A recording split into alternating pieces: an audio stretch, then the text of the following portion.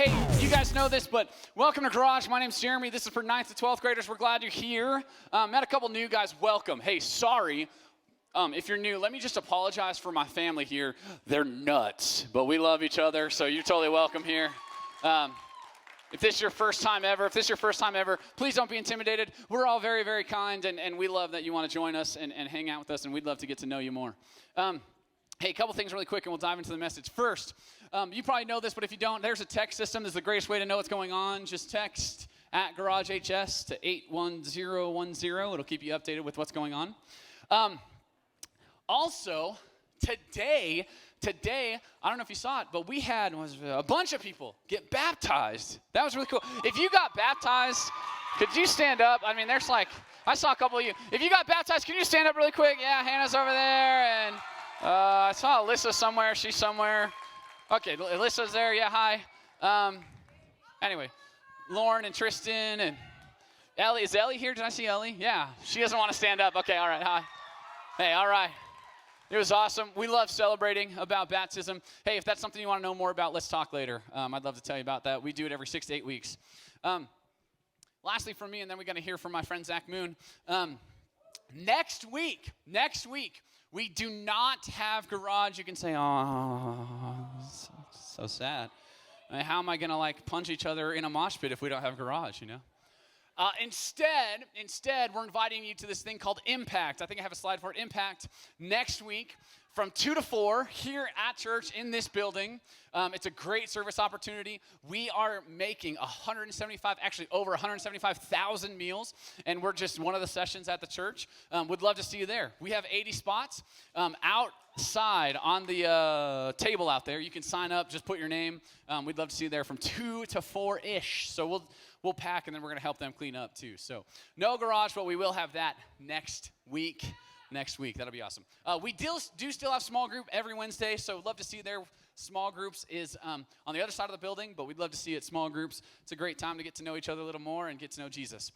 Lastly, my friend Zach Moon has something to say to the gentleman. Welcome, Zach Moon. Give him a round of applause. Yay!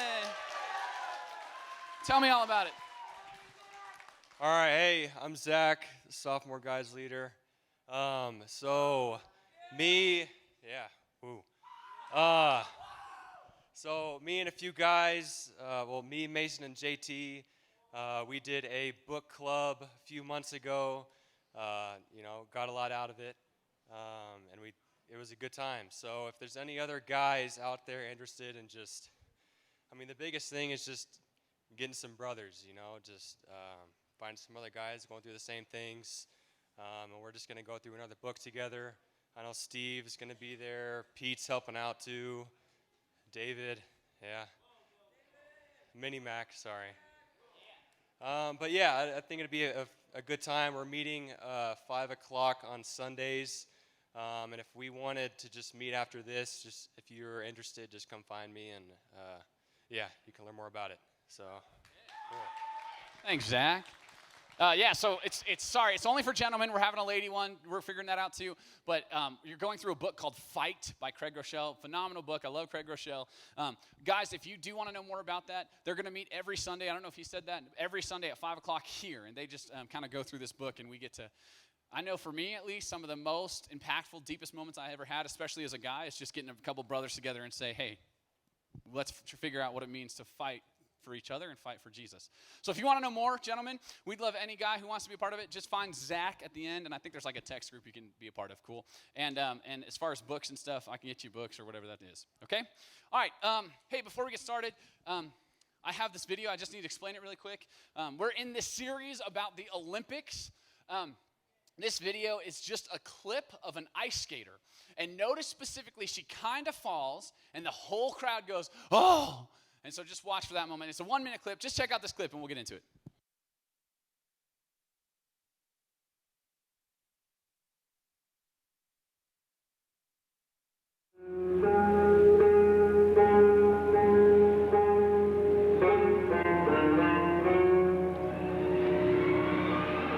Christy's consistency and concentration, unbelievable. This slow section, although choreographically beautiful, it's also the most difficult. 2 jumps. If she gets past the second one, that's her gauntlet, and it's going to be tough to take that gold medal out of her hands.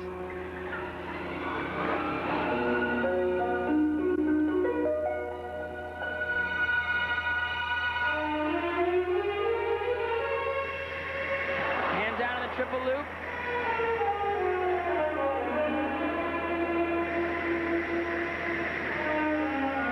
Jump is the one that's always given her problems, the triple Salchow, and she doubles it.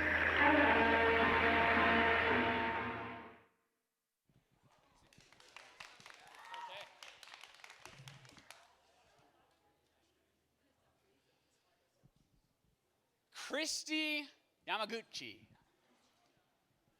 She's one of the greatest ice skaters, arguably, because she was phenomenal in her sport, but she fell. And what happens traditionally when you fall in this sport, when you fall, it's game over. Often you can just walk off because you know you're not going to win. The whole point of ice skating is to have this beautiful dance on ice. And when you fall, usually there's no chance. And you can even hear it in the crowd, right? You can hear the crowd go, oh, knowing that she made a huge mistake. Something that she probably practiced for months or years. But in the moment, when the moment came down, when she had to make this one move, she failed. The cool part of the story is, this specific routine is about 5 or 6 minutes. She actually goes on to win gold. Because, and she says later in the interview, there's a lot of reasons, but one of them was she figured, because she already fell, she thought in her back of her mind, there's no way she's going to score well with the judges. But instead, I'm going to go all out. I'm going to give it my hardest try, and I'm going to try the biggest, greatest tricks that I've ever done before because I've got nothing to lose. In a later interview, she actually talks about how when she fell, it's kind of hard to see in this video. It's from 1992. It's a little old. When she fell, the whole crowd goes, oh, boo, what's going on? It was probably pretty loud with the music that she has and the crowd that was cheering. But she could hear her coach, and the coach didn't actually say he said anything, but she felt like maybe she could hear her coach, or maybe it was in her own mind, but she thought she heard her coach said, don't give up. Keep going. Get back up. We're ready to go. Get going. And in that moment, right as she fell, when all her goals and dreams could have been lost, instead, her coach said, don't give up. We're in this series all about the Olympics, called the Olympics, Go for Gold. And it's all surrounded around this verse in 2 Timothy. I'll put it on the screen. And my hope is that at the end of your week, at the end of your day, at the end of your life, you can say this verse. You can say this verse in 2 Timothy. It says this, I have fought the good fight. I have finished the race, and I have kept the faith. Every day when you're coming home and maybe having dinner, or if you're like me, eating a bowl of cereal at 9 o'clock at night because you're so busy all day, and maybe the last things you're doing is brushing your teeth or changing into your PJs. As you're finishing the day, could you say this verse? You can keep it up. Can you say this verse in the back of your mind? Could you put it on your mirror, the bathroom that you use, so you're reminded? Could you say this? I have done this today. Today I have fought the good fight. Today I have finished the race. And today I have kept the faith. And at the end of your week, after a long, hard week of practice and church and friends and relationships and school and homework, could you look in the mirror and say once again, I have fought the good fight. I have finished the race and I have kept the faith. And at the end of the semester, when you're getting to a point, I don't know if you guys do this, but I used to hold everything in folders, and my English 1 class, at the end of the semester, I'd throw it in the fire. And when you're at the end of the semester and you're finishing your finals and you're finally, I'm done and I have a Christmas break, could you say this? I fought the good fight. I finished the race and I've kept the faith. Notice it does not say, I haven't sinned. I haven't gotten fights with my mom. I haven't screwed up. But it says, I fought the fight. I'm fighting for Christ. I'm fighting to know Jesus. I'm trying to run the race the best of my ability, and ultimately I've kept the faith. Our Olympic series is all about this. Last week we talked about this. Don't look back, you'll get off track. Don't look back. If we look back into our lives, we followed this story in Genesis 19, and this guy named Lot and his wife wanted to go back to a city and a lifestyle that God wanted to destroy. And what happens is this lady wants to go back to that lifestyle, and she turns into salt. And what we learn is we are in charge of running from what God has called us away from. Be done with your BC days and move forward to the next village. Start over. Start with new friends. Start with new relationships. Start with a new attitude every single day. Don't look back. When we look back, we get off track. Today, here's where we're going. When we fall, not if we fall, when we fall, maybe that fall is screwing up in some kind of a sin. Maybe that fall is somebody in your family gets sick or ill or dies even. When we fall, listen for his call. Just like we hear Christy talking about her coach saying, don't give up, keep going. When we fall, listen for his call. We've all had moments, and you probably can think of one even this week. There was a moment where you just felt like someone punched you in the face. You just felt like someone stabbed you in the back. Something was trying to take you down. When we fall, listen for his call. Now I want to ask, what is his call? What does that mean? What does it mean to have his call? I mean, does God come to you in the form of a fire like we see in Genesis and starts yelling at you? Probably not. That'd be really cool. Probably not. But what could his call be? What am I listening for? When I fall, what am I listening for? To find that out today, we're going to dive into John 21. If you want to follow along, you totally could. This is one of my favorite, actually probably is my favorite chapter of the Bible. It's John chapter 21.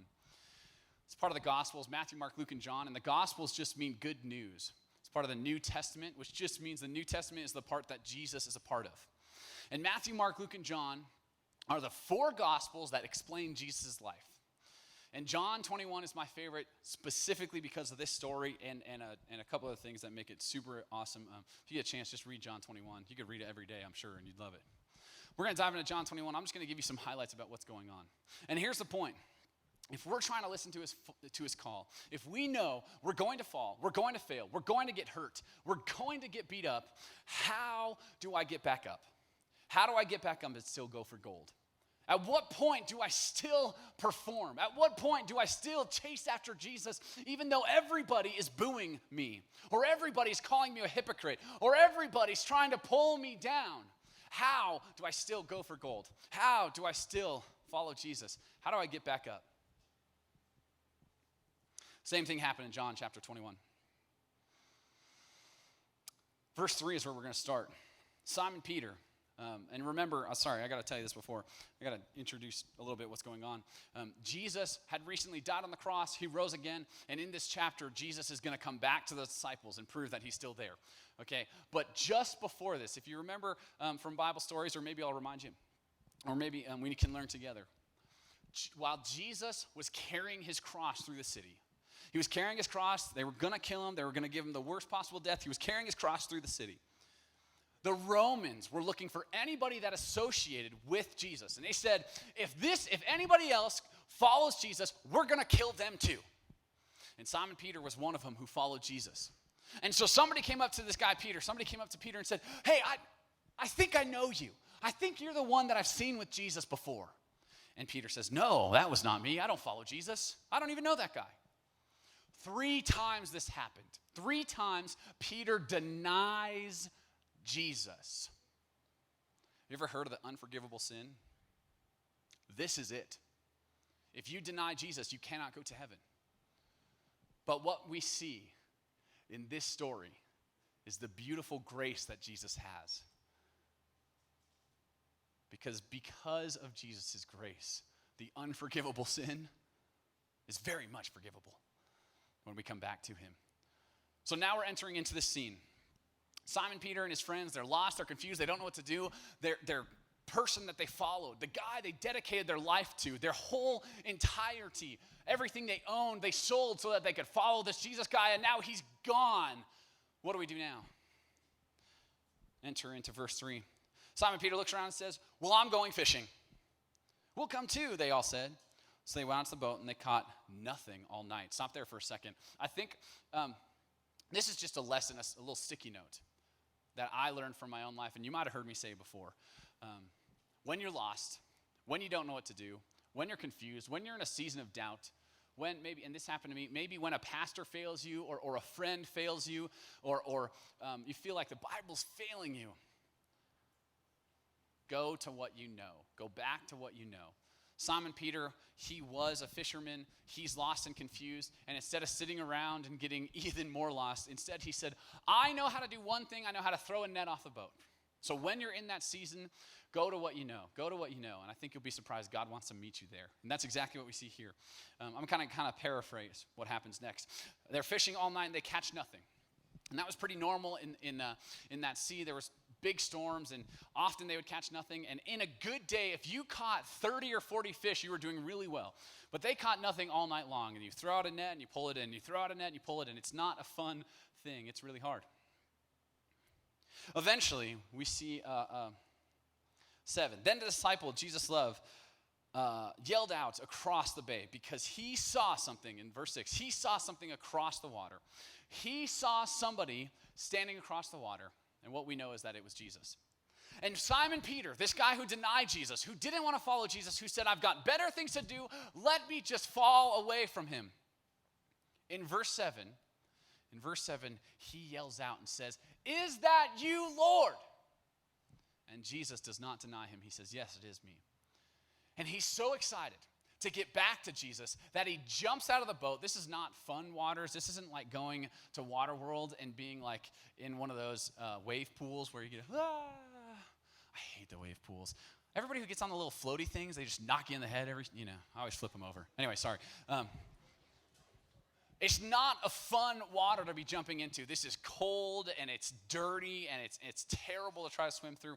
But instead, off in the distance, he sees Jesus. And he says, I have to be with him. I love his desperation. Instead of saying, guys, let's row the boat back to Jesus, he says, no, I'm going to forget everything else. I'm going to forget my responsibilities to the fish and to my net. I'm going to forget my boat, which might have been my only possession, my most expensive possession. I'm going to even forget about my clothes because they'll get wet and I can't wash them. I'm going to drop everything. I'm going to drop everything to run to Jesus because I screwed up. Often when we screw up, what do? We want to stay in our boat. We want to stay in what's comfortable. We want to stay in what's easy. We want to hide. We're ashamed. What I learned in my own experience is when I've sinned or when I've really screwed up or I've maybe messed up a relationship or a friendship, I don't want to go to church. It feels awful. That's like the last place I want to be. But we see a lesson right here. Instead, we should be leaving everything to chase after Jesus. We should be diving off the boat and saying, is that you, Lord? Let me come to you as fast as I can. I don't care what I'm going to have to wear now. I don't care if I have to leave some responsibilities. That doesn't matter. I don't even care if I have to ditch some of my friends because I want to follow Jesus. Can you imagine following Jesus with so much passion, with a true heart? Man, I wish I can do this too, where nothing compares. Nothing else matters because I want to follow Jesus. He's over there. I'm going. With everything I have, I'm going. Well, eventually he gets to the shore, and you can imagine, right? He knows he screwed up. He knows he did the worst sin as he denied Jesus. And Jesus makes him breakfast. And on, we can see in the Bible, it's there's actually a couple places where I talk about it, 10, 11, 12, 13. Instead of Jesus saying, you guys ever had this talk when your dad said, son, we need to have a conversation. That's what my dad used to say. Your dads all say something else, or grandpas or moms. We need to have a conversation. And my dad, he would always sit me down, and there was this brown leather couch that I hated when I was a kid. Because when I sat in that spot, he would just look me in the eye and say, do you want to tell me what you did? No, I don't want to tell you. I did nothing wrong. What do you mean? That's how I used to get in trouble all the time. And my assumption was Jesus would do the same thing. He'd say, you know what you did, and it was wrong, and now you're going to be grounded for 3 weeks. But instead, what does Jesus do? He actually makes breakfast, and he says to all of the guys, hey, let's eat breakfast together. Let's eat breakfast together. Remember, this is somebody, if you can think of it, this is somebody, Peter stabbed Jesus in the back. Peter called out against Jesus. He did the worst thing you possibly can do, and yet still, Jesus says, I want to make you breakfast. And it reminded me that when I screw up, I think Jesus does the same thing. When I screw up and I'm eating my Lucky Charms in the morning, I think Jesus does the same thing and says, son, can I have breakfast with you? Maybe you messed up, maybe you ran away, maybe you fell hard, but you chase after me. And every time you chase after me, all I want to do is make you breakfast. What happens next in this story is Jesus eventually says, I'm glad you finished your fish and your bread. Let's go take a walk, and they have a conversation. And we see multiple times, Jesus says, do you love me? That's all Jesus asks. Jesus just asks, do you love me? So when we fall, the call that we're looking for is Jesus' love. It is not to be rebuked. It is not to be ashamed. It is not for you to go into hiding.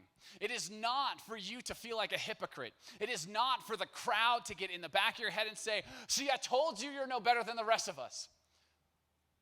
All Jesus wants to say is, do you love me? When you fall, when you get torn up, when you get beat up, when somebody takes you down, all Jesus wants to say is, do you love me? And when you say yes, he says, then I will be there. I'll be with you. Feed my sheep, feed my lambs, help those who can't help themselves. I'm reminded all the time.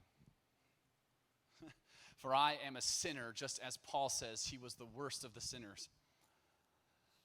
Sometimes, you guys know what this is like. Maybe I've had a long week, I've had a long night, I fell into things I don't want to fall into, and now I feel ashamed, I feel lost, I feel broken. I feel like I can't dig out of it. Or I feel like people are trying to keep me in it. I feel like people are trying to attack me, or I feel like somebody's trying to push me down. And every time I get down, I feel like there's no hope. And all Jesus says is, come have breakfast with me. Do you love me?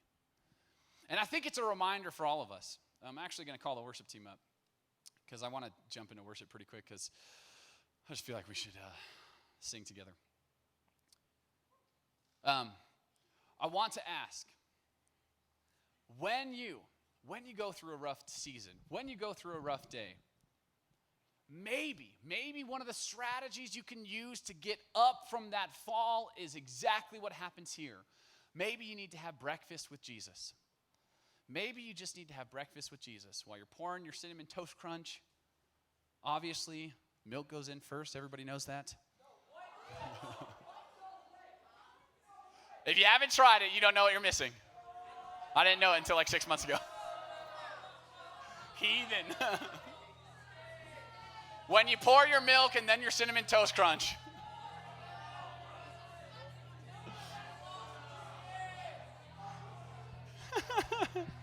Try it once.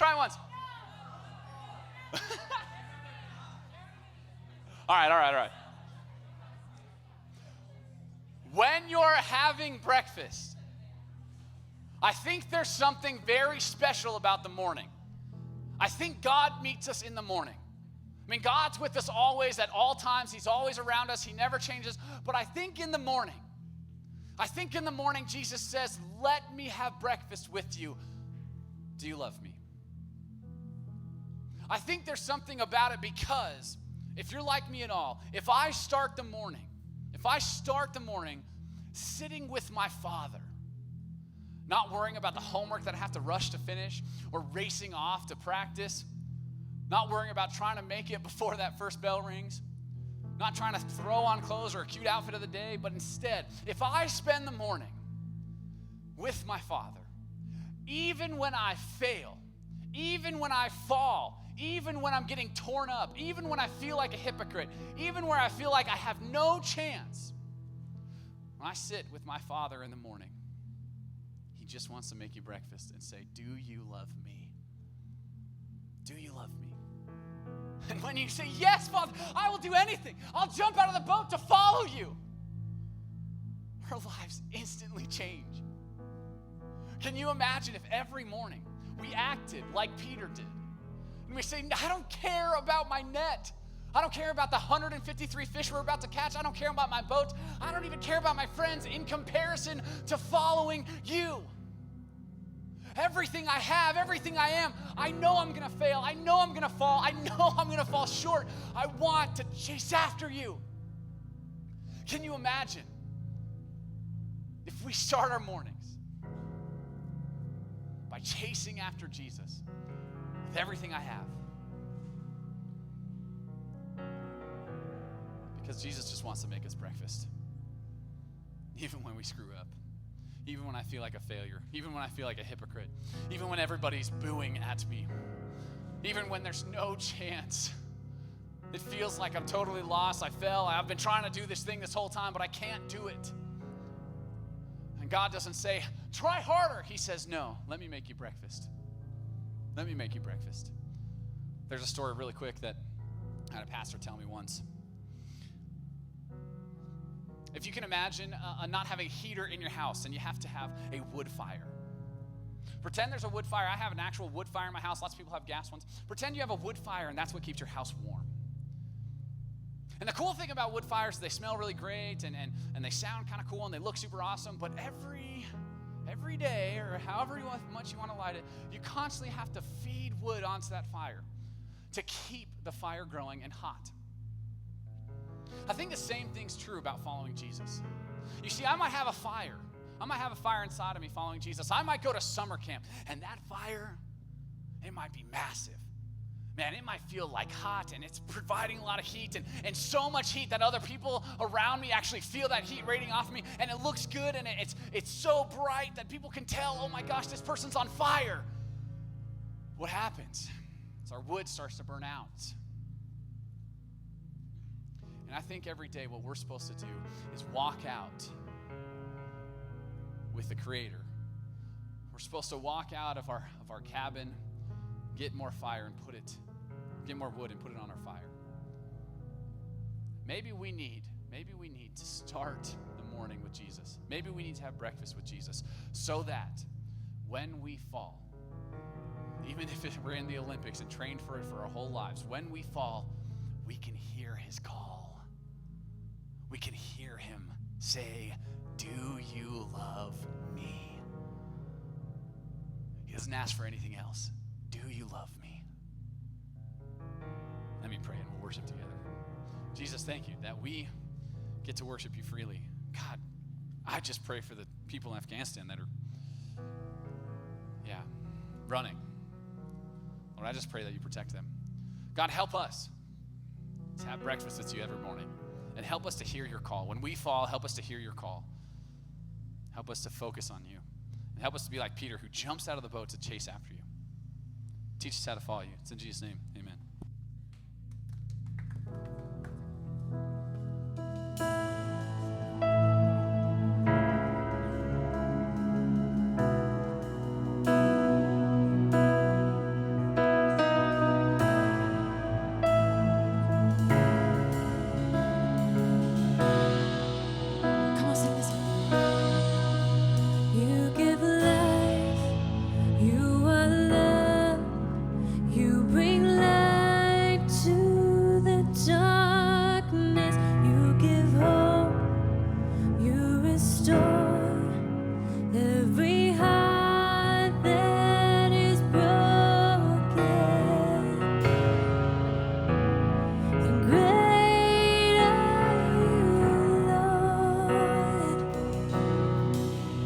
It's your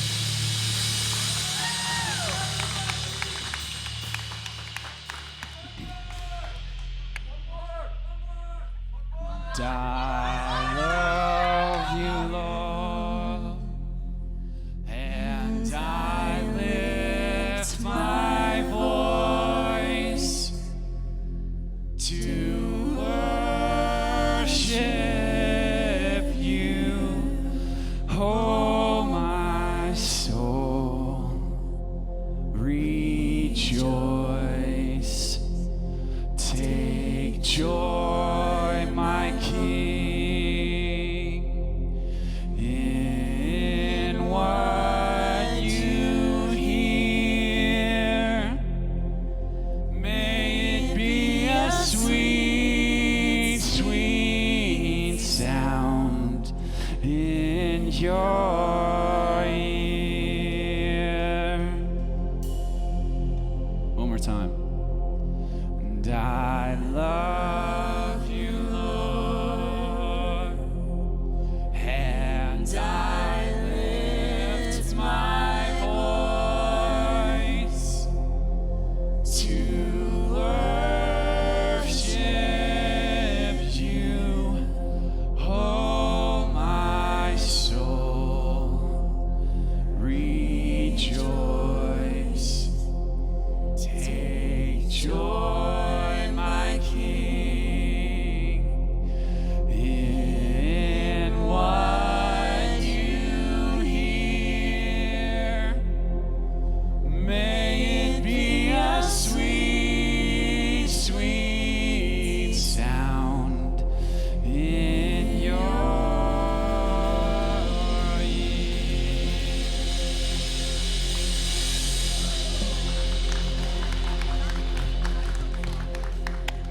Hey, two things we say every week here. You are loved and prayed for, and you're accepted here just as you are. Next week, we do not have Garage. If you'd like to join us for the meal pack thing, there's a sign-up list outside. If you even got 5 minutes, we'd love to just spend a couple minutes in our small groups connecting with each other, praying for each other. Go in peace, serve the Lord. Good night.